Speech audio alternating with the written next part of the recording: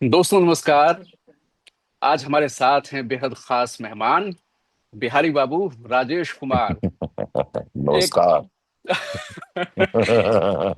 राजेश भाई का मैं परिचय आपको क्या दूं। आप एक बहुत लंबा अरसा है इनका, करीब 20 सालों से तो मैं इन्हें जानता हूं। और एक वाइड स्पेक्ट्रम में इन्होंने टेलीविजन से लेकर फिल्मों तक में काम किया। और एक पहचान उनके इस रूप में है कि वो कितना उन्होंने संघर्ष किया, कितना वो डटे रहे, कितना जमे रहे और खुद को हर बार साबित किया। 20 साल से तो मैं इन्हें जानता हूं, जब हमने शुरुआत की थी तब ये शुरुआत कर रहे थे। तो राजेश भाई, स्वागत है आपका बहुत बहुत। Thank you. Thank you Shweta, बहुत अच्छा इंट्रोडक्शन दिए। और मतलब इससे कई बार ना ये इतना समय बता देने कोई बताता है ना, तो just look around and I just think कि यार हाँ मतलब वाकई 25-26 साल हो गए क्या है हुए, इंडस्ट्री में। ऐसा लग रहा था कि अभी हाँ अभी तो कितने दिन हुआ है, 25 ही साल तो हुए हैं यार। तो तो रोसेश याद आता है कि नहीं आपको? जब आप इस मोड़ पे रोसेश को देखते हैं तो रोसेश क्या कविता सुनाता होगा, क्या कविता मन में अरे लिखता होगा? नहीं नहीं नहीं, कोई कविता मन में नहीं है। आई थिंक कि अब बियॉन्ड कविता, अब ऐसे बन गया है लाइफ। अब इससे लेख लिखा जा सकता है। बट हाँ, थिंग्स हैव, मतलब बहुत सारी चीजें ना सिनेमा की तरह आपके आगे से रोज निकलती हैं। हम्म। आप जिस शहर में है, जिस घर में है, वहां के आसपास की जो सड़कें हैं और जितना सडनली एक भीड़ हो गई है, एक सड़क के ऊपर क्योस है। 1 किलोमीटर अब आप मुंबई शहर में 45 मिनट में तय करते हैं। तो कई चीजें ऐसी लगती हैं कि ये वो मुंबई नहीं था जिसमें आदमी आया था। हम्म। और but having said that, career wise in a very very blissed out state right now. बहुत अच्छा काम हो रहा है, सारे बड़े बड़े बैनर्स के अंडर में काम हो रहा है। खासकर तो सैयारा हाँ के मतलब सैयारा तो सही है। आपने मतलब सबसे लेटेस्ट आपका जो मतलब करेक्ट। एसोसिएशन है वायरफ के साथ, जी जो एक जी जी जी। आपने लिखा भी कई जगह सोशल मीडिया पर, dream come true for you. हर किसी का एक सपना तो रहता ही है यार, बट आई थिंक कि शायद वाईआरएफ या जितने भी बड़े बैनर्स हैं उनके लिए मैच्योरिटी अभी आई होगी। है ना, मतलब वो एक एक एक पॉलिसी जो है वो अब जाकर के मैच्योर हुआ है। हम्म। सो अब from likes of David Dhawan to Anurag Kashyap to Nikhil Advani to YRF, you know hmm. now there is like all great people and great association I'm having. So great. अच्छा, मतलब एक अच्छी तैयारी हुई है। तो इसलिए तो मैं कह रहा था कि आप रोसेश वाली एक कविता तो पहले सुनाई दीजिए। अरे रोसेश वाली कविता ए, कहाँ सुनोगे? ये एक हम। क्या कविता सुना है आजकल? तो वो मैंने एक जी। पाकिस्तान के जो बिलावल भुट्टो थे उनकी मैंने मिमिक्री कर दी थी। अच्छा। मिमिक्री क्या की थी, मैंने रोसेश के अंदाज में बोला था, लोगों को लगा कि वो मेरी मिमिक्री कर रहे हैं। तो उसके ऊपर काफी हंगामे हुए थे भाई। हंगामा मतलब कि हमारे पड़ोसी मुल्क जो है वहां से काफी गालियां मिली थी। अच्छा। कि तो एक कौन एक। रात कौन हाँ। रात के अंधेरे में हमले करते हैं, चोर रात के अंधेरे में हमले करते हैं, बुजदिल रात को अंधेरे में हमले करते हैं। नहीं नहीं, जिंदा है रोसेश। जिंदा है वो। ये रोसेश वो एक ऐसा किरदार है कि वो मेरे मतलब बुढ़ापे के बाद, मतलब दूसरे लोक में जाने के बाद भी ये प्रोसेस चलता रहेगा। बिकॉज 21 साल सरवाइव कर गया है एक किरदार, एक कैरेक्टर। तो आई थिंक कि 3 जनरेशन 4 जनरेशन ने उसको देख तो लिया ही है बिल्कुल। ना। सो बिल्कुल। And all those kids who are watching it today, when they turn 50-60, hmm. It will be still alive. I think कुछ काम ऐसा है जो आप जनरेशन्स के लिए करके चले जाते हैं ना। वो तो वो आप प्लान नहीं करते, ऑटोमेटिक हो जाता है जब। हाँ हाँ हाँ, और वो अच्छा है, मजेदार। अच्छा ये राजेश भाई, जब हम उस वक्त जब आप साराभाई वर्सेस साराभाई कर रहे थे, तो हम्म। हम लोग न्यूज रूम में जो है ना, हमारे पास तब तो हम जिस शो में थे उसमें वो बीटा टेप्स आते थे, बड़े बड़े स्टार के प्रोमो, इतने करेक्ट। इतने लंबे लंबे टेप, उसमें देख के इतने बड़े टेप में दो प्रोमो रहते थे, उससे देख के हम लोग कहते अच्छा अच्छा, आज हाँ ये आ हाँ रहा है, हाँ। आज रोसेश वाली ये कविता चल रही है। फिर फिर तो ऑन लोकेशन शुरू हो गया, जब हम लोग सेट पे जाके विजिट करने लगे। और आपको याद होगा करेक्ट। जब 2005 में मुंबई में बारिश, वो पहली बार मुंबई बाढ़ में डूबी थी, तो मैं आ स्टार न्यूज के तरफ से पहला रिपोर्टर था जो आपके सेट पे ही आ रहा था, बा बहू बेबी के। और गोरेगांव फ्लाईओवर पे पहुंच के तब तक मेरी गाड़ी पूरी पानी में डूब डू चुकी थी। यस तो यस।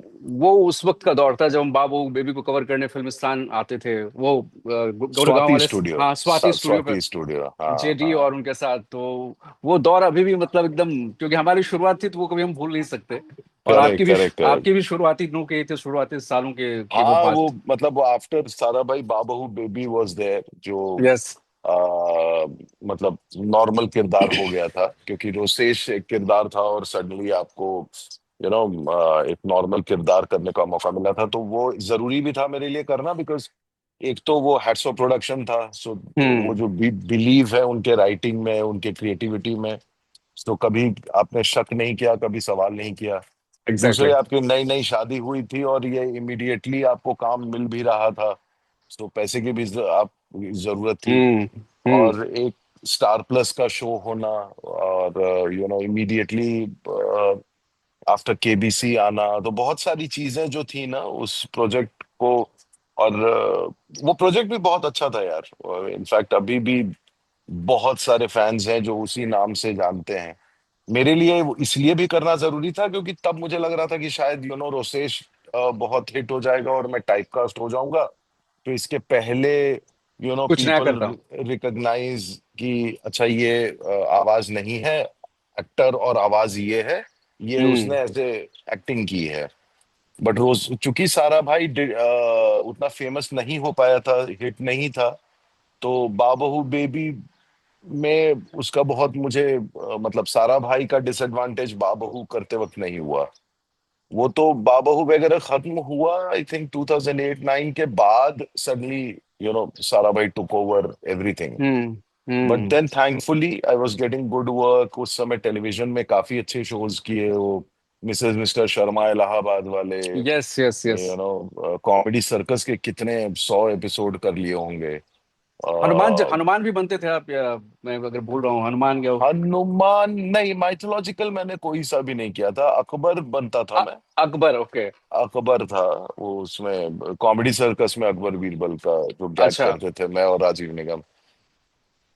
उसके मतलब काफी काम किया यार, वो चिंटू चिंकी और एक बड़ी सी लव स्टोरी, देन प्रीतम प्यारे, और वो आजकल तो मुहिम छिड़ा हुआ है प्रीतम प्यारे, और वो इंस्टा पे सारे फैंस जो हैं उसको वापस लाना जीवित चाहते हैं। करने का तो तो उस अच्छा वक्त फेस था। रूपाली वगैरह भी आपके साथ ही थे ना, रूपाली गांगुली।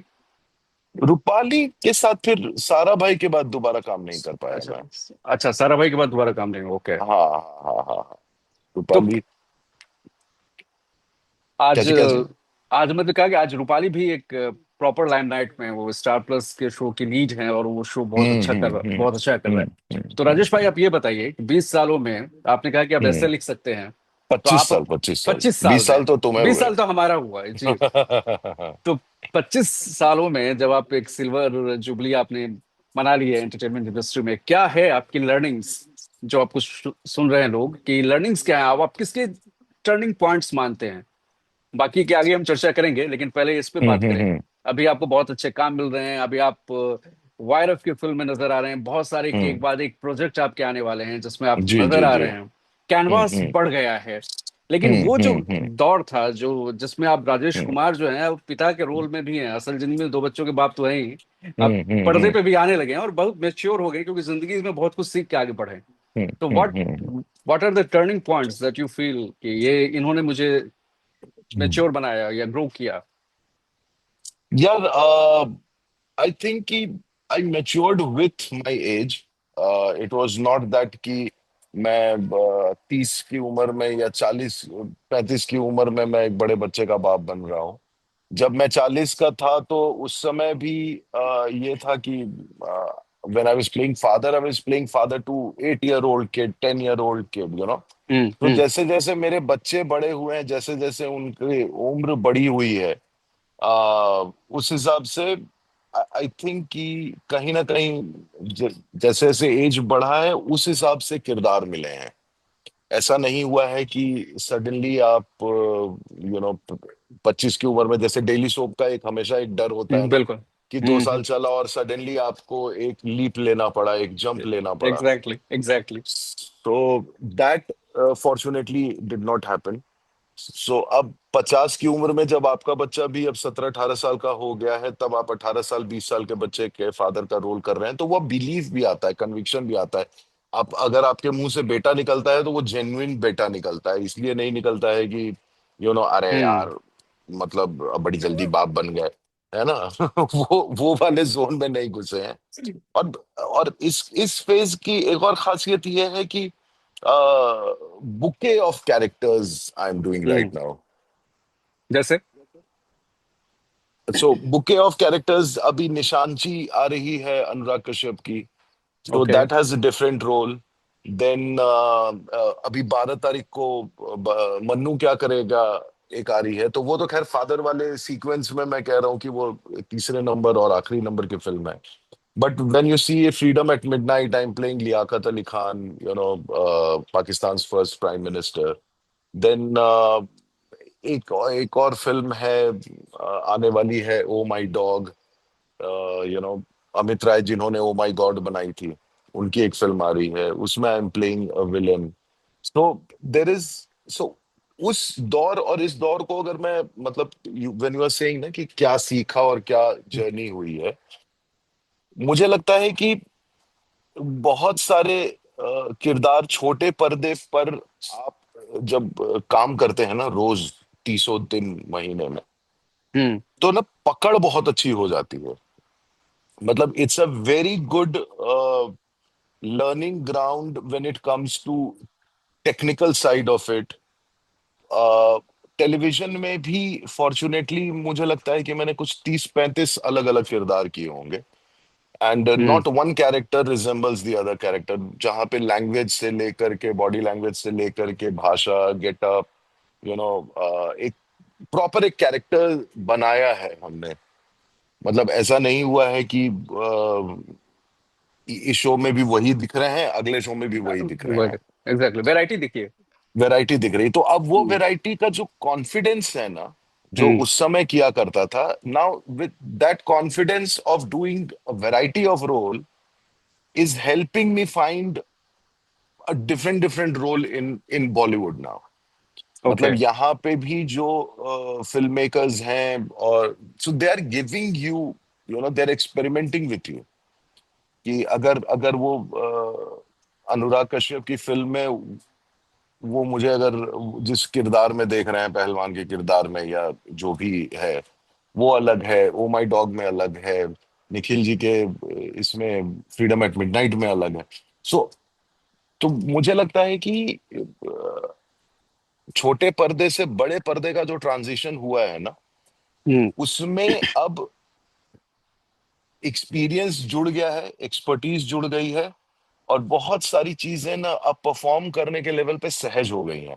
आज से 25 साल पहले मैं बॉलीवुड में आता तो शायद ये राजेश कुमार बहुत नर्वस होता, बहुत घबराया हम्म। होता, बिकॉज उस समय जो एक्टर्स भी बहुत सारे सीनियर एक्टर्स थे, जैसे अब कादर खान साहब थे या अमरीश पुरी साहब थे, यू नो आपको अगर जो कैरेक्टर रोल्स, बहुत स्ट्रॉन्ग कैरेक्टर रोल्स करते थे, आई वाज कि उस समय का जो एक समय था ना, तो वो अब ये सारे जो बड़े एक्टर्स हैं, जो सो इंडस्ट्री, मतलब some have retired, some have passed away, एक जगह तो खाली हुई है इंडस्ट्री में कैरेक्टर, इस तरह के स्ट्रॉन्ग कैरेक्टर रोल्स के एग्जैक्टली लिए। एग्जैक्टली।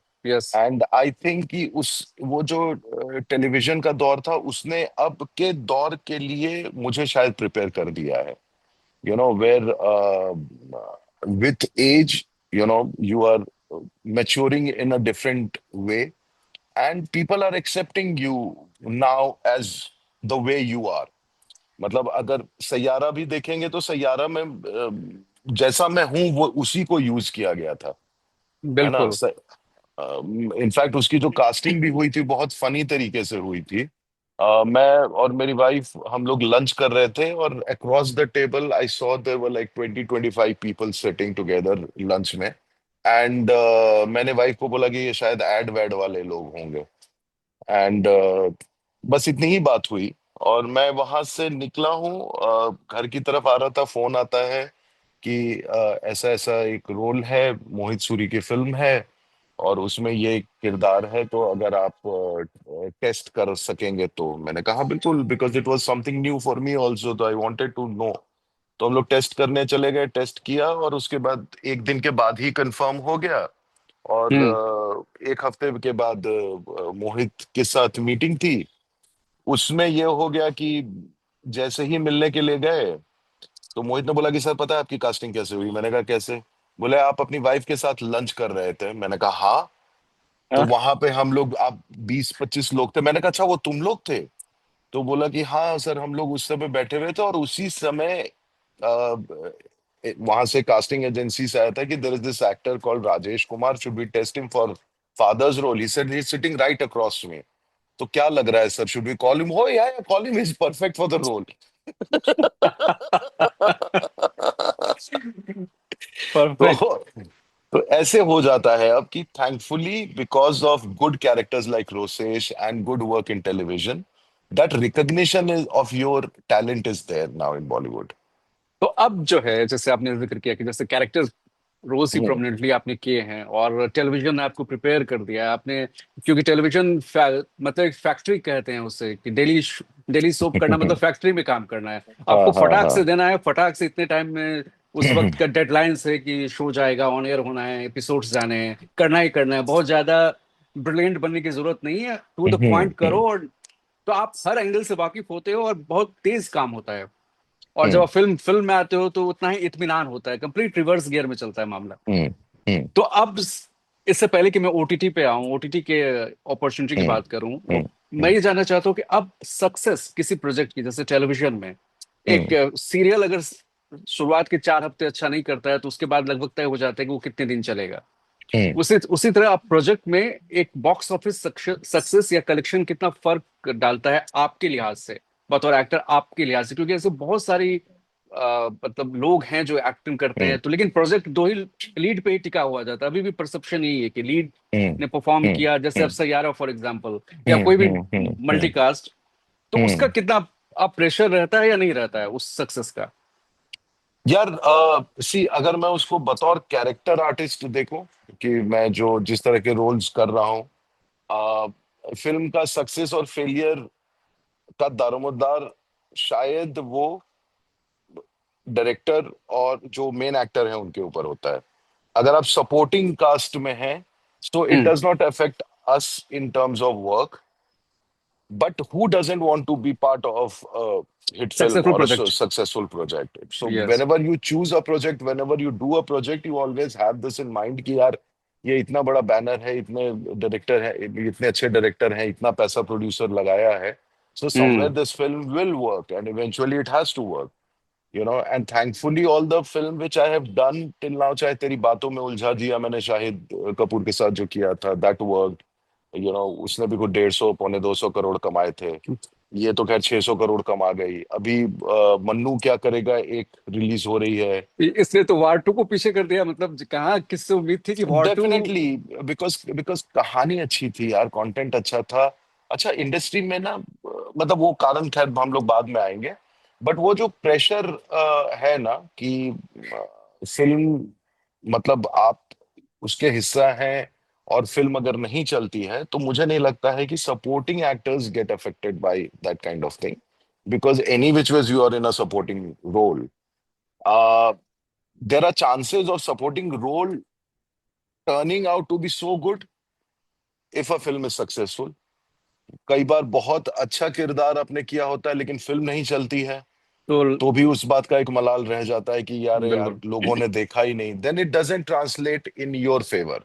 हम्म। आपने सपोर्टिंग में अच्छा काम किया लेकिन फिल्म नहीं चली है, सो आज तक कोई भी ऐसी फिल्म नहीं बनी है हिंदुस्तान में जहां जिसकी शुरुआत इस सोच से हुई है कि चलो आओ मिलके एक फ्लॉप बनाते हैं। नहीं, बिल्कुल। है ना। सो चलना बहुत जरूरी है। आ, एक एक अच्छा सी,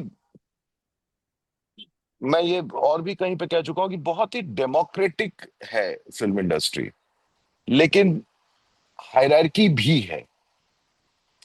देर are certain set of people or production house or actors or directors who are there since whatever 50 years, some of them 40 years। अब 26 साल तो मुझे भी हो गए। तो क्या होता है ना कि जब कोई नया एंट्री होता है ना, उस समय कई बार फिल्म में खास करके इस बात का एहसास होता है जो बहुत अनसेड होता है, आज तक किसी ने कहा नहीं है आपको, हम्म। लेकिन आप कहीं ना कहीं वो महसूस कर जाते हैं।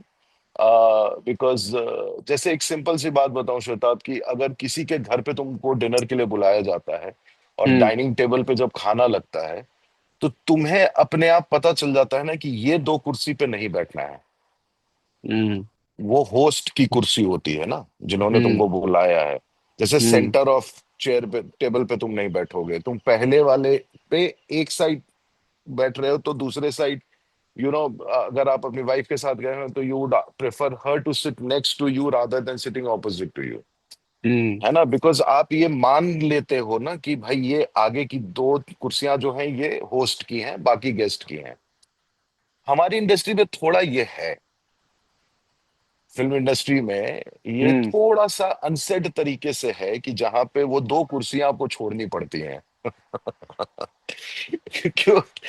तो in a positive sense only I'm saying कि there is a feeling of host and guest। तो वो जो उसमें समय लगता है ना, उसको बनने में समय लगता है कि you are part of the conversation of the core team, you know that takes lot of time. so if you are a supporting actor, if you are supporting, आप उसमें रहते हैं ना, तो कई बार आपको ये फील होता है कि ऐसा क्या है जो ये बात कर सकते हैं और आप बात नहीं कर सकते हैं, या हम्म। ऐसा क्या अनुभव है आपके पास जो जो इनके पास आपसे ज्यादा है। हम्म। तो वो जो इंक्लूसिवनेस है ना वर्क एटमॉस्फेयर का, वो जिस जगह पे होता है ना, तो वो फिल्में ज्यादा चल जाती हैं। Hmm. Saiyaara was inclusive affair. Hmm. Everyone was feeling the same thing because there was no expectation when we were shooting।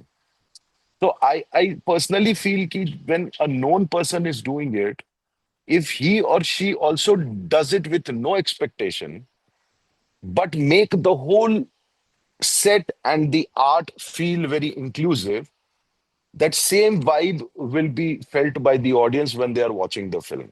Otherwise, you will be always seeing a hero heroine and you will be seeing the great rest. performers।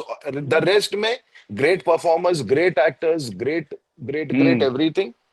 But these two worked or these two did not work। हम्म। सो बिल्कुल सही। सो ये आपने कहीं कहीं बहुत मुझे सट subtle बहुत तरीके सटल से जो, तरीके से आपने, बिल्कुल बिल्कुल। तो ये 25-26 साल की ये एक अंडरस्टैंडिंग है कि जहां पे आपको हम लोग टेलीविजन भी करते थे यार, उसमें भी सपोर्टिंग कैरेक्टर्स होते हैं। हम्म। है ना। हम्म। मेन लीड आप कर रहे होते हैं, लेकिन आपको मालूम है कि आपके सीन्स ही परफॉर्म तब करेंगे हम्म। जब आप सामने वाले जो हैं वो मुझे सही रिएक्शन देंगे, सही तरीके से काम करेंगे। एग्जैक्टली। तो आप हमेशा उनसे भी कॉन्वर्सेशन करते थे, बिकॉज वो एक मिसिंग एलिमेंट है हमारे बॉलीवुड में, जहां पे रिहर्सल्स जो होती है ना, अम, वो एक तो बहुत कम हो पाती है जो मेन एक्टर्स हैं। है ना। वो अगर करते भी हैं तो कहीं ना कहीं खुद में से कर लेते हैं, या राइटर्स आपके साथ एक आध रीडिंग होती है तो होती है, एक बनाने का होता है ना कि एक केमिस्ट्री केमिस्ट्री डेवलप करने का आपको हाँ। टाइम नहीं मिलता है, मतलब आप जो वेवलेंथ पकड़ सकें वो आपको टाइम नहीं होता, वो ऑन द प्लस स्पॉट आप। प्लस क्या होता है कि कहीं ना कहीं एंटूराज से इतने घिरे रहते हैं ना लोग, कि आप आपकी कुर्सी वहां पे बैठने के लिए मतलब रख ही नहीं पाते हैं। हम्म। फिर आप चुपचाप एक कोने पकड़ करके बैठे रहते हैं और आप बोलते हैं कि forgive them for they don't know what they are doing. Hmm. मैं तो ये हमेशा से बोलता हूँ कि अगर आप बॉलीवुड इंडस्ट्री में आ रहे हैं, you know, the day you come here, you should think that you are Jesus Christ, and एक ही लाइन आपके मुंह से निकलनी चाहिए, forgive them for they don't know what they are doing.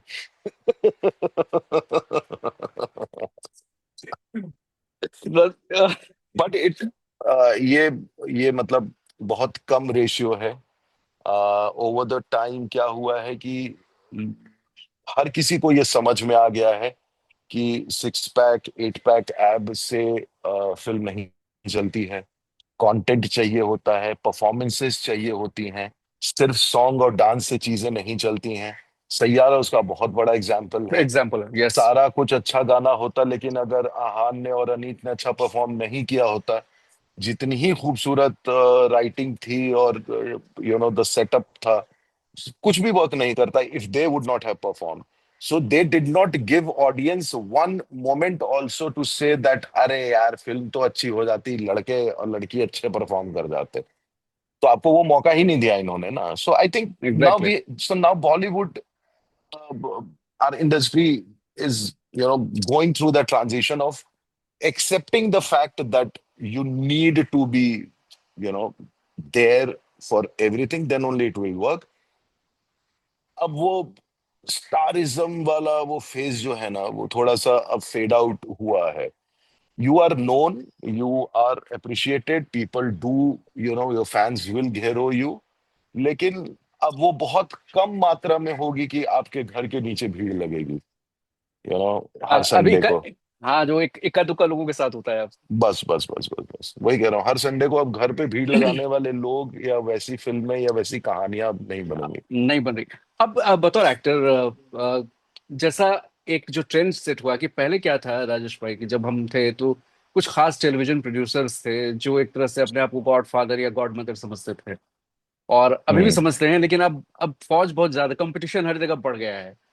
और एक हम्म तरह से जो एक्टर्स हैं, जैसे आज मैं ऐसे करूं कि लीड एक्टर जो एक शो का, टीवी शो का, वो अगली हम्म किसी शो में लीड होगा या नहीं उसकी भी कोई गारंटी नहीं है अब। हम्म और हम्म एक प्रोजेक्ट कितने दिन चलेगा उसकी भी कोई गारंटी नहीं है।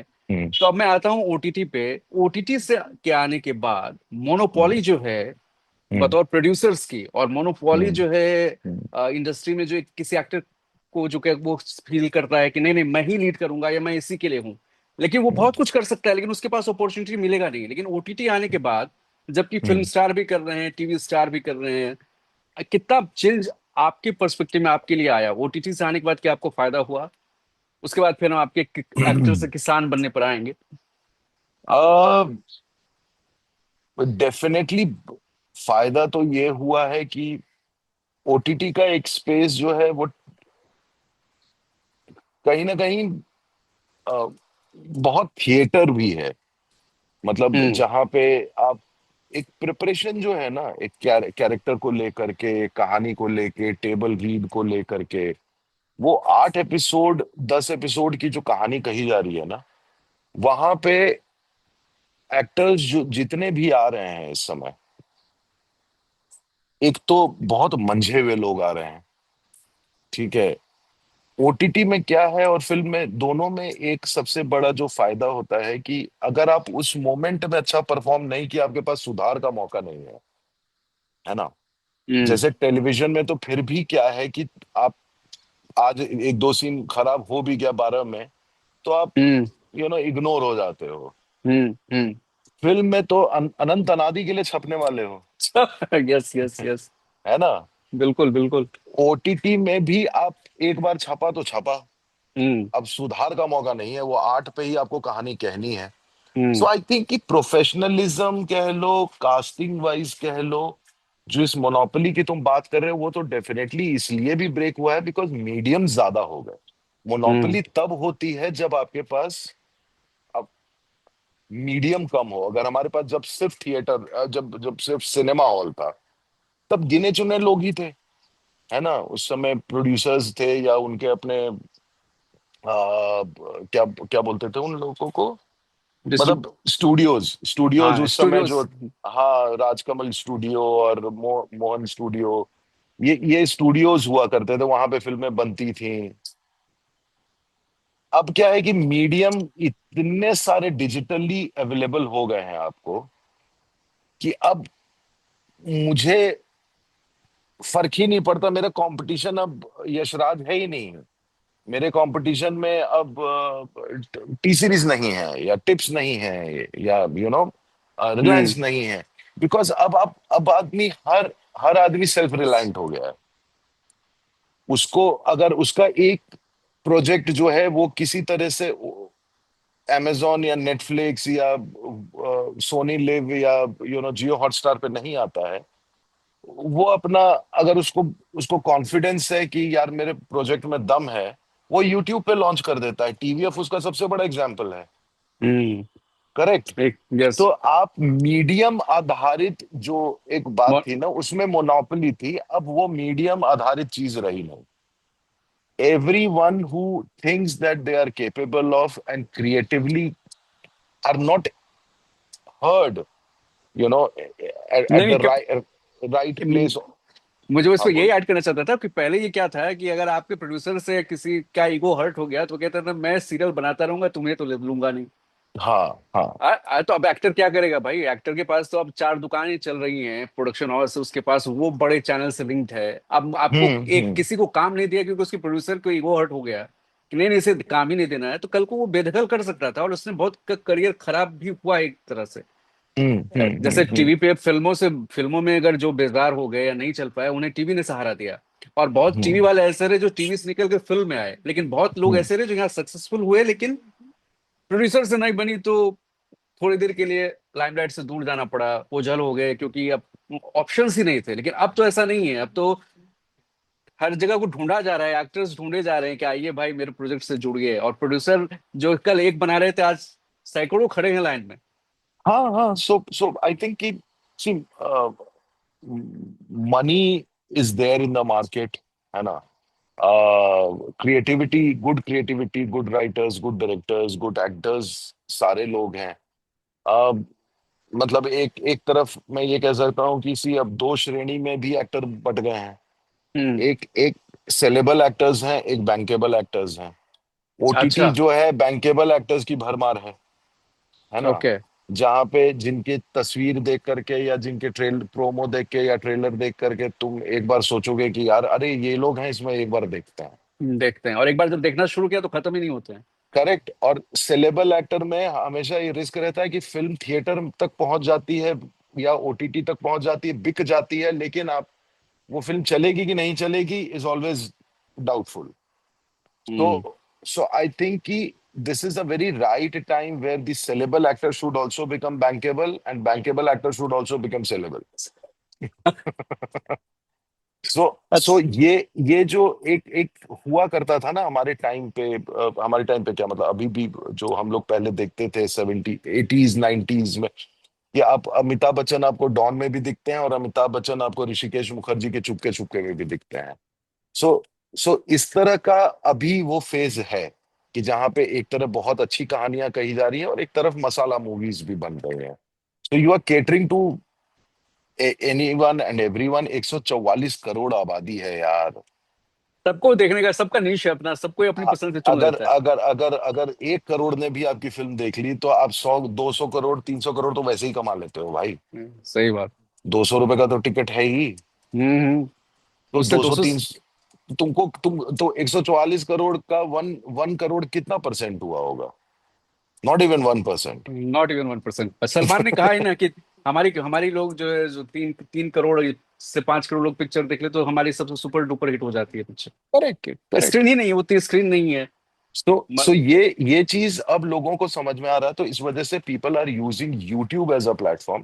बिकॉज यूट्यूब पे आपको गिनती सामने नजर आ जाती है। अगर 1 मिलियन व्यूज दिखा रहा है, तो मतलब 10 लाख लोगों ने तो देख लिया भाई। देख लिया एग्जैक्टली। और सो वो, आमिर ने इसी ट्रेंड पे अपनी पिक्चर भी उतार दी है। हाँ मतलब आमिर खान जी के लिए इजी है करना, बिकॉज लोग जानते हैं तो उनका talk is, but thankfully there are many new entrants in hmm. this world of YouTube, and they are doing phenomenally well. And I think, and that is why in coming time the creativity is not going to get exhausted, because limitation of platform is over now. Limited platform जो हुआ करता था वो अब खत्म हो गया है। अब ओके, हर आदमी जिसके पास मोबाइल है उसके पास प्लेटफॉर्म है। एग्जैक्टली।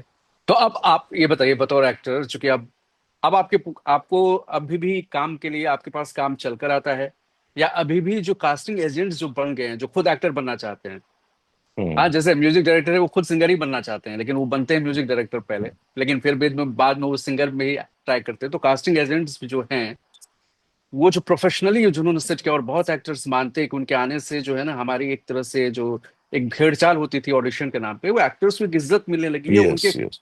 उनके स्टैब्लिश होने से, उस एस्टेब्लिशमेंट से। तो अब जब आपके पास काम आता है विद दैट एक्सपीरियंस, क्या ये भी उसका भी प्रोसेस वही चेन अभी भी फॉलो होता है, या अब वो बदल गया है? मतलब आप समझ रहे हो मेरी बात, चेन फॉलो होता है नहीं मतलब कि जो नहीं एजेंट के थ्रू जैसे पहले होता था, जैसे नहीं टीवी नहीं में नहीं, क्या। अभी भी सी अब अभी ज्यादा कास्टिंग एजेंसी के थ्रू आता है। हम्म रीजन इज बिकॉज अब क्या है कि हर हर चीज का एक थैंकफुली डिवीजन बहुत अच्छा होता जा रहा है। एक ही आदमी सब कुछ तय नहीं करता है। तो कहीं ना कोई, जैसे मैंने बताया ना कि डेमोक्रेटिक है मामला। तो अब क्या हम्म। होता है कि कास्टिंग एजेंसी का होना बहुत जरूरी है, क्योंकि ये अपने आप में सही एक्टर चुनना, सही किरदार, मतलब ये कैरेक्टर के लिए एक एक्टर चुनना, ये बहुत बड़ी रिस्पॉन्सिबिलिटी और दायित्व की बात होती है। तो डेफिनेटली स्क्रिप्ट पहले उनके पास ही जाती है आफ्टर हम्म। प्रोडक्शन हाउस, जहां पे प्रोडक्शन हाउस और प्रोड्यूसर भाई मेन को लॉक कर देते हैं या मेन को ध्यान में रख करके लिखते हैं। उसके बाद पेरिफेरी में जितने कैरेक्टर्स हैं जो सपोर्टिंग हैं, फिर उनके कि भाई ये इस आदमी का 25 दिन का काम होगा फिल्म में, इस आदमी का 10 दिन का होगा, इसके 2 ही सीन है, इसके 4 ही सीन है। लेकिन यहाँ पे मुझे एक ऐसा एक्टर चाहिए जो स्पेशल अपीयरेंस 2 सीन के लिए आए, लेकिन लोग बोले अरे ये भी है, सो अरे वाह। है ना। सो ये यस। तो तो अब ऐसा ऐसा आपको बास्केट बनाना, वो उसके लिए आपको प्रोफेशनल लोग चाहिए। चाहिए डेफिनेटली। ये एक्टर बनने आए थे और ये करने लगे हैं, I think that is because they also somewhere, इनको हमको थोड़ा ग्रेस जरूर देना चाहिए इस बात का कि their understanding is then clear when it comes to performance. उनको मालूम है कि राजेश को अगर मैं बुला रहा हूं तो राजेश की लिमिटेशन क्या है बतौर एक्टर, या राजेश का की एक्सपेंशन स्केल क्या, क्या है, स्केल एक्सपेंशन क्या क्या, है, यस। यस। स्किल क्या है। तो वो उस हिसाब से आपको उसमें बुलाएंगे। फिर वो ये भी देखेंगे कि is he adding value to the film और he is not adding value to the film, कि मतलब ही इज ही बैंकेबल और not. If is not saleable but is he bankable. तो तो ये प्रोसेस अब चल रहा है और ये अच्छी बात है कि ये चलता है। आ, रही बात ऑडिशंस देने की, कि भाई हम्म अभी भी क्या आप ऑडिशन देते हैं, देर आर मेनी प्लेसेस जहां पे मैं देता हूं, है ना। क्योंकि कई बार वो डाउट में रहते हैं लोग। कई बार जब वो फैमिली ट्री बना रहे होते हैं या फैमिली फोटोग्राफ्स बना रहे होते हैं, या जब सबको साथ में सब सारे सीन देखते हैं, तो सब कुछ जेलिन होना चाहिए, उसके लिए आप ऑडिशन करते हैं। ऑडिशन मेरा मुझे नहीं लगता कि मेरे स्टेज पे आकर ये चेक करने के लिए करते हैं कि इनको एक्टिंग आती है कि नहीं, है ना। वो उससे तो आपको मुक्ति मिल गई है। हम्म। अब ये है कि आप उस प्रोजेक्ट में फिट बैठ रहे हैं कि नहीं, उस किरदार में बैठ रहे हैं कि नहीं। सो कॉम्पैटिबिलिटी के हिसाब से वो चेक करते हैं। like there are many directors who are from South India and they're working in Hindi film. Now they do not have any idea about Hindi actors. So definitely you do not have any choice as a casting agency to show, the hmm. actors audition on tape.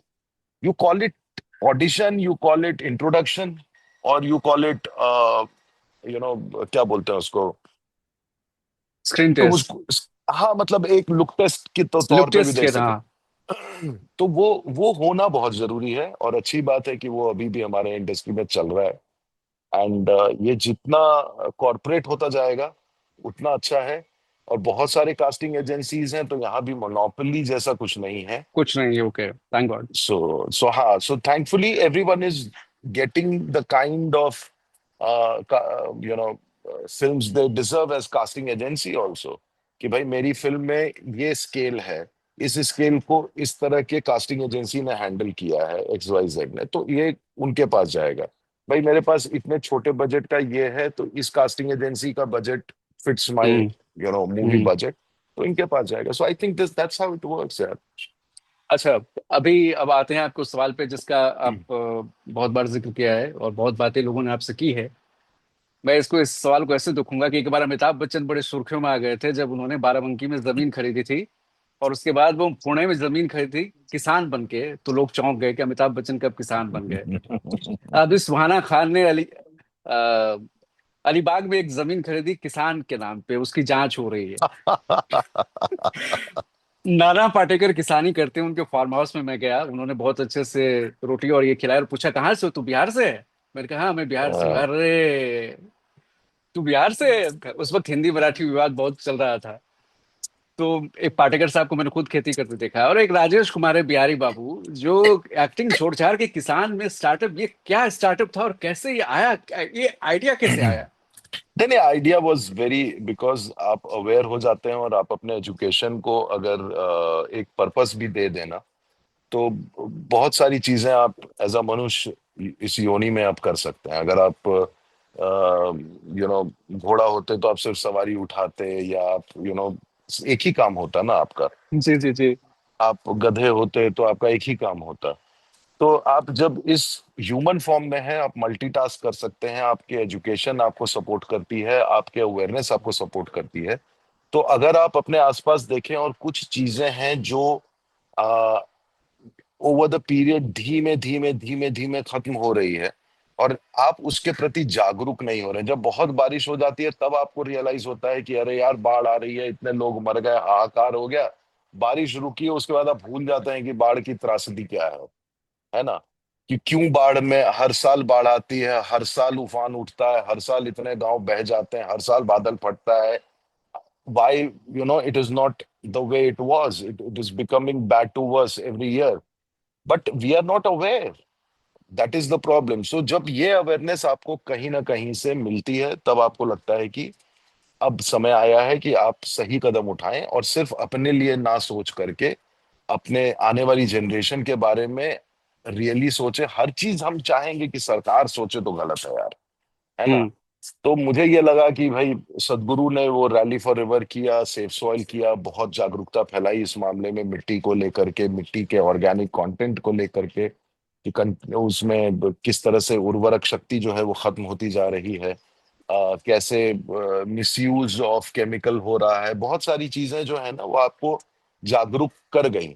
और उसके बाद फिर मुझे लगा कि now is the time, because मेरे पास base है, मैं उस परिवार से हूं जहाँ पे खेती करते हैं, आज भी जमीन है गांव में, पिताजी आज भी वहाँ खेती कर रहे हैं, तो why not scale this up, why not try to bring a corporate approach to it, कि जहां पे कंज्यूमर का भी फायदा हो और फार्मर का भी फायदा हो। why not become a bridge, not as a trader, but being on the farmer side, try to farm to fork type की चीज करें, कि भाई यहाँ से उठाया, उसको उगाने के तरीके से लेकर के, उसके पैकेजिंग से लेकर के आपके घर तक पहुंचाने तक की पूरी जिम्मेदारी मेरी है। कहने का मतलब यह है कि बीइंग एन एक्टर, मैं बहुत, मुझे रिस्पॉन्सिबिलिटी, मेरे लिए बहुत ज्यादा दायित्व वाली बात होगी, जिम्मेदारी की बात हो गई थी, कि मैं कोई भी चीज गलत नहीं कर सकता था।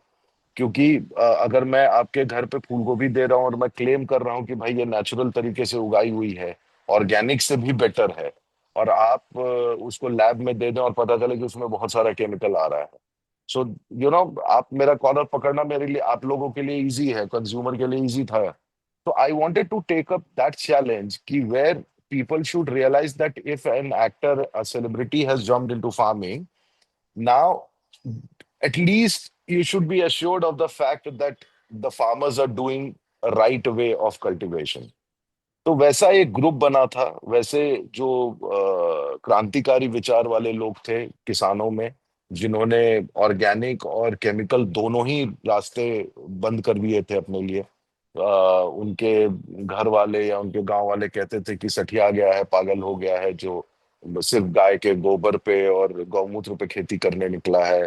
फसल का जो यू नो जो क्वांटिटी है फसल उगने की वो कम हो जाएगी, ये हो जाएगा, वो हो जाएगा। but they were very adamant and they have a group, but they have not reached to the right people because उनकी संख्या कम है, तो वो बहुत पॉकेट पॉकेट में ही फंक्शन कर रहे थे. So I wanted to make a platform of मेरा family farmer where I have a group of these farmers who are growing natural should reach to people, consumer, जो अवेयर हैं इस चीज को लेकर के, and they are not paying organic वाला premium premium rate, but enough कि farmer को भी फायदा हो जाए और इनको भी सही रेट पे माल मिल जाए. मैंने सब्सक्रिप्शन मॉडल फ्लोट किया था because I wanted it to be inflation free throughout the year. That was my experiment कि भाई किसान को 5 रुपया का जब रेट उसको मंडी में मिल रहा है तो भी मैं उसको 50 रुपए दूं, और 100 रुपया मिल रहा है मंडी का रेट तो भी 50 रुपए दूं. And farmers agree to it because वो 100 रुपए होता उनको एक मिनिमम महीने. गारंटी मिल रही थी, मिनिमम और गारंटी वो, उन्हें लग रहा था। हाँ, और 100 रुपया क्या है कि 1 महीने 2 महीने मिलेगा ना, 1 महीने जब सीजन ऑफ सीजन होगा तो मिलेगा. हम्म। बाकी के 9 महीने 10 महीने क्या है? तो उस समय तो आपका मंडी में रेट कम है, सो उस समय हम्म। तो आपकी प्रीमियम प्राइसिंग हो रही है. तो और कंज्यूमर के लिए यही था कि जब भाई यहाँ रेट बढ़ रहा है तो आप उतने पे ही हैं, हम्म। और जब यहाँ पे रेट कम है तो भी आप उतने पे ही हैं. So both of them I was trying to balance out, and that was the whole idea मेरा family farmer. I haven't ruled it out yet. मतलब चीजें नहीं वर्कआउट हुई बहुत सारे कारणों से. I already spoken about it. तो बट ये था कि ये सारी अवेयरनेस जब आई, ये सारी अंडरस्टैंडिंग जब आई, तो लगा कि इट्स बेटर कि इधर से खड़े होकर के सरकार को बोले और किसान को बोले तुम गलत कर रहे हो, और भैया you are not suppose to throw urea in field, वैसा वाला आपको बोलने की जरूरत नहीं है. आप एक बार उतरिए, आप उनकी सिचुएशन समझिए, तो बहुत सारी चीजें किताब खुली दिमाग में, किताब बहुत खुली. और फिर लगा कि किसान को पढ़ाने लिखाने का समय अब चला गया है. खुद किसान उतरिए। को तौर तरीका कि कैसे खेती करिए वो भी चला गया है. Now is the time to teach the consumer. और पढ़े लिखे को पढ़ाना दुनिया का सबसे मुश्किल काम है. तो मुझे ये अपॉर्चुनिटी अभी दिख रही है कि मुझे पढ़े लिखे को पढ़ाना है. एंड जिस दिन ये अवेयर हो गए, पढ़ लिख लिए, तो किसान जमीन भी बदल देगा, पेड़ भी लगा देगा, पर्यावरण की भी रक्षा कर लेगा. लेकिन आप उसके पहले बेसिक जो उसकी रोज की जिंदगी है ना, उसको आप सिक्योर कर दीजिए. आप उससे धनिया फ्री में खरीद के मत लाइए. वो धनिया उगाने में भी 45 दिन लगते हैं भाई. उस धनिया का 100 ग्राम का बंडल बनाने में आपको डीप स्क्वाट में 20 मिनट बैठना पड़ता है और घास छाटने पड़ते हैं. तो इट इज नॉट इजी. उसका पटवन से लेकर के उसकी क्यारियां से लेकर के बहुत सारी चीजें, एक फिजिकल एफर्ट जाता है. आप अपना गमला में उगाते हैं, आपको समझ में आता है उसका मोल कितना है. Oh this is my kitchen garden है, आप उसका इंस्टा रील बना देते हैं. वो बेचारा कितना बनाएगा इंस्टा रील, वो रोज इसी में खपा पड़ा है. So secure the farmer with for the basic thing. If he's giving you good, if you pay him good price, I don't think any of the farmer is there to cheat on you or cheat you. तो basically तो आप जो आपकी जितनी बातें अभी की, चूंकि मेरे साथ पहली बार अपन टू वन ऐसी बात ये बात हो रही है, अब तक मैंने पढ़ा था आपकी इंटरव्यूज को पढ़ा था, जी तो जी. सबसे तो ये जो अब ये आपकी इतनी ही बातें जो आपने बताई वो बता रही है कि आप बहुत डीपली मोटिवेटेड थे इस चीज को करने के लिए, डीपली, और हाँ आपने बहुत हाँ. हाईली मतलब स्ट्रक्चर्ड थी आपकी थिंकिंग करेक्ट थी उसके करेक्ट. लिए, जो एक राइट. प्रॉपर हर चीज हर हाँ, लेवल पे आपने सोचा था उसके लिए। मॉनेटरीली आई आई थिंक थोड़ा बिजनेस पैशन ज्यादा हो जाने के कारण थोड़ा बिजनेस सफर कर गया था. एंड हम्म। सही समय पे मॉनेटरी जो एक पुश होता है, वो नहीं हुआ था, क्योंकि ऑलरेडी सारे पैसे खर्च हो चुके थे. बिकॉज आप एक बार 20 एकड़ में खुद खेती करने निकले थे, फिर 3 साल ये का आप एक, कहाँ कर रहे थे, कहाँ कर रहे थे ये ये? महाराष्ट्र में ही कर रहा था. पालघर के पास मैंने अच्छा। 20 एकड़ का जमीन किराए पे लिया था, वहां पे ही कर रहा था. अच्छा। So but that's fine, I mean it's absolutely okay.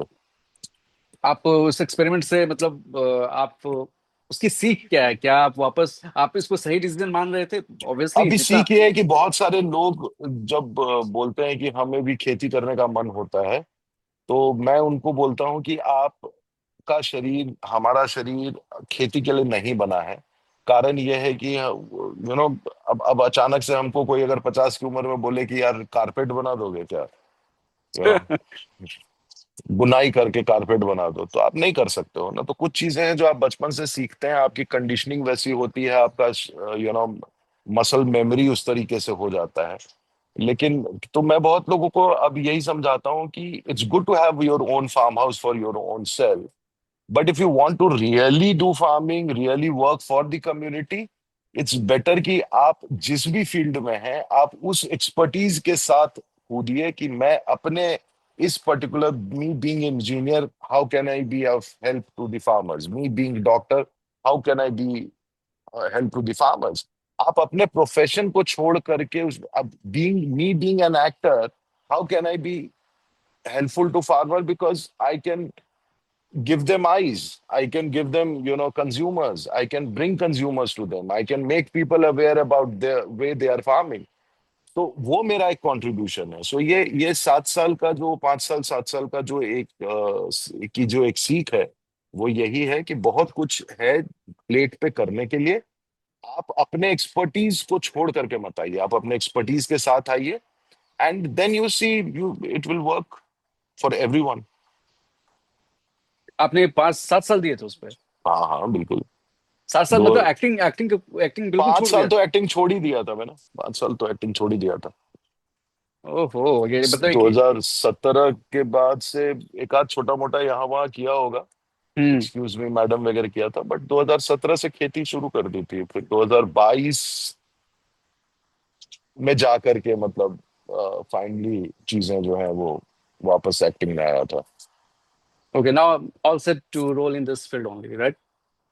हाँ मतलब ये भी चल रहा है, इससे और भी ब्रांड वैल्यू बनाने की कोशिश है। इनडायरेक्टली ये भी खेती के लिए ही है, सही बताएं तो, हम्म। क्योंकि डेफिनेटली आप अपने पुरानी चीजों से उभरते भी हैं, आप अपने परिवार को भी सिक्योर करते हैं, और फिर हम्म। साथ में आप you know brand value create होने के बाद अब जब आप किसानों के साथ काम करेंगे, तो अब आप पुरानी गलतियों को दोहराएंगे नहीं, and this time you will come with a proper more organised way of farming, and for organised way structure, एक ऑर्गेनाइज्ड स्टार्टअप वापस से शुरू करेंगे। और तो राजेश भाई, बहुत लंबा वक्त हो रहा है आपसे बात करते हुए। आखिरी 2 सवाल, अब बिहार कितना जा पाते हैं, जाते हैं या नहीं जाते, साल हाँ में हाँ कितने? बिल्कुल बिल्कुल, मैं मतलब हर 2-3 महीने में 10 दिन तो रहता ही हूँ वहाँ पे। जाते हैं वहां पे? हाँ हाँ हाँ हाँ। पटना पटना पटना पटना में इन। नहीं, अब पटना में नहीं, पिताजी माताजी अब गांव में रह रहे हैं, गया के पास। सो अच्छा। अब गया एयरपोर्ट पे उतर करके फिर वहां से जाते हैं। ओके, और तब वोटिंग आपका क्या क्या है? वोटिंग आपका एसआईआर वगैरह का मुद्दा जो चल रहा है अभी, एसआईआर वगैरह से आप प्रभावित हैं या आप महाराष्ट्र वोटर हो चुके हैं आप? नहीं, मैं इंडिविजुअली महाराष्ट्र वोटर हूँ, बट मेरे पेरेंट्स तो डेफिनेटली अभी भी बिहार के ही वोटर्स हैं। तो देखो फिर से कुछ, हाँ सॉरी, इस हाँ। तरीके से, हाँ, मेरे पेरेंट्स तो अभी भी हैं वहां पे। ओके। बट अभी की जो पॉलिटिकल सरगर्मी है, मुझे नहीं मालूम कि वहां पे ग्राउंड रियलिटी क्या है, बट जितना सोशल मीडिया का अवेयरनेस है, आई थिंक कि बहुत हद तक मुझे लगता है कि जो रूलिंग पार्टी है या जो अपोजिशन पार्टी है, एनडीए और यूपीए जो भी हैं, कहीं ना कहीं थोड़े डिनाइल में है, मुझे फील हो रहा है। और डिनाइल इस बात की है कि कहीं ना कहीं Prashant Kishore is becoming the voice for the people who are outside Bihar. Prashant Kishore has become the voice of people who uh, want to get back to Bihar, किसी भी लेवल पे हो, वो किसी भी दर्जे पे हो। तो आई थिंक कि एक्सपीरियंस नहीं है, लेकिन having said that I I I sometimes feel that experience and expertise का कोई लेना देना नहीं होता है। कई बार आप बहुत अनुभवी होते हैं लेकिन आप एक्सपर्ट नहीं होते हैं, है ना, और कई बार आप एक्सपर्ट होते हैं लेकिन जरूरी नहीं कि आपको उतने साल का अनुभव होना चाहिए।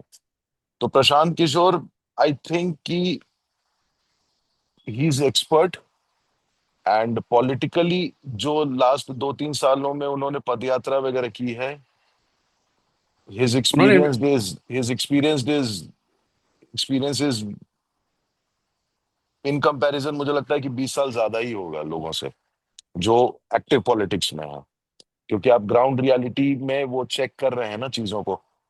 और बाकी जो ये जाति समीकरण है, रिलीजियस समीकरण है, और हमारा नेता कैसा हो, आई थिंक कि जो जो बात है ना वो प्रशांत किशोर की, वो सही है कि the decision, the power lies with the people, but they are not able to use that power. वो लोग बेचारे बेसिक में फंसे पड़े हैं, वो लोग 400 रुपए में फंसे पड़े हैं, वो लोग 1000 रुपए के वोट में फंसे पड़े हैं। So somewhere, I am not saying we have to see Bihar as as a बहुत पिछड़ा रह गया है। बिहार में बहुत डेवलपमेंट हुआ है, लेकिन व्यवस्था थोड़ी बदलनी चाहिए, थोड़ी बदलनी चाहिए, ने मेरी ये फीलिंग है। व्यवस्था बदलने का दावा तो कर रहे हैं, लेकिन आप वो केजरीवाल बनेंगे या प्रशांत यार I Kishore? Don't think, no no no, Kejriwal सवाल ही नहीं होता। केजरीवाल केजरीवाल का एम्बिशन ना बहुत, कहीं ना कहीं मुझे लगता है कि, देखो पॉलिटिक्स पे बात करेंगे तो मेरा भी अपना ओपिनियन है, हालांकि हम नहीं नहीं, बहुत कम प्लेटफॉर्म पे बात किए हैं। केजरीवाल का एम्बिशन बहुत छोटा था। केजरीवाल पैदा हुए हैं आंदोलन से, ही इज बॉर्न ऑफ, मतलब एक आंदोलन चल रहा था अन्ना हजारे का, वहां की वो पैदाइश है। This guy was a strategist, Prashant Kishore, and has seen all the political parties across India, and all the and now he is born out of his own choice that he wants to work in Bihar and change the face of Bihar. वो बंदा, उसकी बात से जो दिख रहा है, लेकिन I don't think he can be Arvind Kejriwal. Arvind Kejriwal नहीं नहीं, अरविंद केजरीवाल ने जो किया वो मतलब एग्जाम्पलरी है, मतलब वो सब नहीं कर सकते, क्योंकि अरविंद केजरीवाल को भी, फॉर एग्जाम्पल, उन्हें कहा गया कि अगर इतनी दिक्कत है तो खुद पार्टी। चालाक आदमी है। हाँ नहीं, उन्हें कहा गया, पढ़ना पड़ेगा ना, उन्हें कहा गया कि आपको सिस्टम से दिक्कत है तो आप सिस्टम का पार्ट बनिए और नया सिस्टम क्रिएट कर लीजिए, अभिनेता बन जाइए। तो बने, शीला दीक्षित को हराया, 3 बार की मुख्यमंत्री, हम्म, हाँ 3 टर्म की हम्म, मुख्यमंत्री, हम्म, पार्टी बनाई। अब जो हम्म, पार्टी बनाएंगे तो जाहिर है हम्म, पार्टी भी तो उसी सिस्टम का पार्ट है।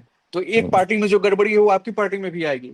और हम्म। सिस्टम का जो इस्तेमाल हो रहा है तो उस सिस्टम के इस्तेमाल पे अब मैं मैंने तुमको एक और चीज बताता हूँ नहीं, सिताब। एक में से हाँ। एक चीज मैं आपको रोक रहा हूँ। हम्म, मैं हम्म, केजरीवाल का जिक्र इसलिए किया, केजरीवाल जी का, कि जैसे हम्म। केजरीवाल आए शिक्षा और स्वास्थ्य पे, बेसिक जो करेक्ट, था, राइट।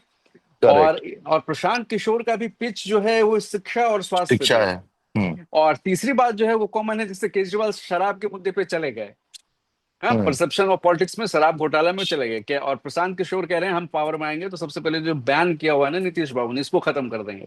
करेक्ट। तो ये 3 चीज कॉमन दिखती है, ये के। यार देखो, और सीधा सा बात है कि हर पढ़े लिखे घर आदमी में, केजरीवाल भी हैं, पढ़े लिखे आदमी केजरीवाल आईआरएस ऑफिसर है, रैमन मैग्सेसे से अवार्ड विनर है। और ये स्ट्रेटजिस्ट किशोर साहब भी है, पीके साहब भी है। देखो हम दोनों लीडर का इसलिए तुलना नहीं कर रहे हैं कि दोनों के आने में भी 15 साल, 10 साल, 15 साल का फर्क था।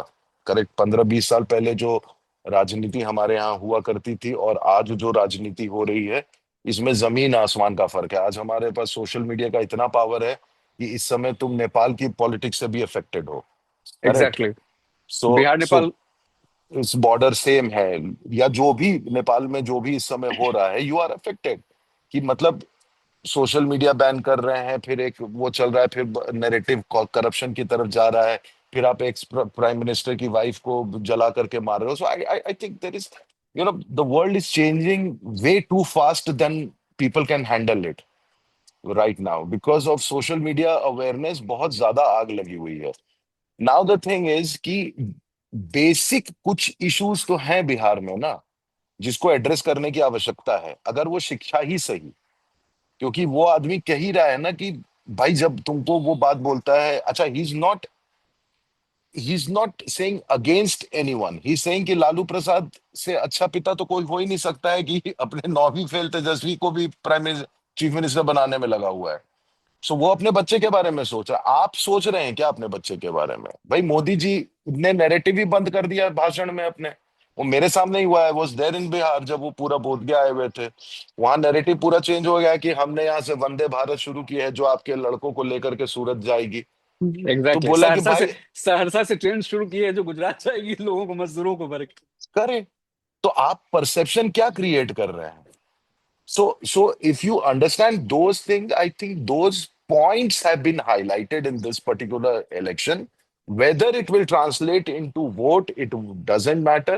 But एक एक बलून में एक अच्छा छेद तो हुआ है कि जिससे हवा तो लोगों की निकली है, हवा टाइट होना तो अलग बात है, बट हवा निकली है। नहीं एंड नहीं, आई जैसे आप, जी जी, कंप्लीट कीजिए फिर मैं ऐड कर। and I want that, as a Bihari, I want that thing to happen to Bihar, because आप कब तक महाराष्ट्र में बैठ करके ये गाली सुनेंगे कि मराठी नहीं आती और कान के नीचे थप्पड़ खाएंगे? हम साले यहाँ पे थप्पड़ खाने आए हैं यार। आज 50 की उम्र में कोई मुझे बोलेगा कि आप एक नई भाषा सीखिए, या मैं उन्हीं को चैलेंज करता हूं जो महाराष्ट्र में इस चीज को बोलते हैं कि आप हमारी भाषा सीख लीजिए, आप 20 साल से यहाँ हैं, आपने सीखा क्यों नहीं? भाई कोई भी भाषा सीखने के लिए आपके इर्द गिर्द उस तरह के लोगों का, आज आपके माँ बाप भाई बहन सब थे ना भाई, जब आप पैदा हुए और बड़े हो रहे थे, जो आपसे कंटिन्यूस मराठी में बात करते थे या आपके अपने लैंग्वेज में बात करते हैं, उस वजह से आप एक पर्टिकुलर लैंग्वेज सीखते हैं। करेक्ट। फिर आप स्कूल में पढ़ते हैं, फिर आप उसको पॉलिश करते चले जाते हैं। तो अब मेरे मेरे इर्द गिर्द तो अब मैं ये था कि बचपन में या तो मुझे सोच लेना चाहिए था कि मैं एक्टर बनूंगा। सुनिए, मैं मुंबई जाने वाला हूँ, पापा मम्मी आप सब मेरे से मराठी में बोलिए, बिकॉज मुझे मराठी सीखना चाहिए। फिर वहां जाऊंगा मैं तो एक्टर जब हिंदी में बनूंगा तो फिर भी मुझे मराठी आनी चाहिए। I said, why are we having these kind of frivolous thing when there are so many things on this planet to be spoken about, and उसमें कितने निम्न स्तर पे हम चले गए हैं। Language is nothing but conspiracy between two people. एक आदमी आवाज बोल रहा है, साउंड निकाल रहा है, और तुम मीनिंग फॉर्म कर रहे हो। अब मैं वही जबरदस्त बोलूंगा, बता क्या बोला मैंने? तो it you have there is so much should happen to learn a particular language. मैं नेपाली बहुत अच्छी तरह से पढ़ लेता हूँ, बहुत अच्छी तरह से समझ लेता हूँ। मैं ग्रेजुएशन के सेकेंड ईयर तक बहुत फ्लुएंट नेपाली बोलता था। वाई? बिकॉज मैं जिस स्कूल में पढ़ता था देहरादून में, कैम्ब्रियन हॉल में, वहां मेरे अगर 200 हॉस्टल में बच्चे थे, उसमें से लगभग 100 बच्चे नेपाल के थे। तो वो नेपाली बात करते थे, तो आपके लिए वो नॉर्मल कॉन्वर्सेशन था उस समय में। तो ये सारी चीजें ना, और बिहार में यही सारी चीजों को समझाया जा रहा है कि भाई यहां वहां जाने से अच्छा है कि आप यहीं बनाओ। हम लोग गोल्ड माइन पे बैठे हैं बिहार में, ये बात मैं 1000 बार कह चुका हूं। पानी का लेवल महाराष्ट्र में, कर्नाटक में, तमिलनाडु में खेती करते करते समझ में आया 800 से 2000 फीट तक चला गया है। बिहार में बिल्कुल। आज भी भाई मेरे 25 खेत फीट, में 25 फीट, 25 से 15 से 30। 25 फीट पे पानी है। हम्म। तो जब ये सारी सुविधाएं हैं बिहार में, लोग पानी के लिए तरस रहे हैं जिस राज्य में, और आपके पास पूरा पानी का भरमार है, उस शहर को छोड़ करके, उस गांव को छोड़ करके यहां आकर के क्या कर रहे हो दोस्त? So that is where the narrative has to change, and I think he took up a good initiative. जीतेंगे हारेंगे, दैट्स 5 साल डिफरेंट। क्या करेंगे, बट मुझे लगता है कि 5 साल उसको भी चांस देना चाहिए भाई, यही डेमोक्रेसी है। हमने दे दिया ना, 20 साल इसको दे दिया, 15 साल उसको दे दिया, 5 साल इसको दिखा दो।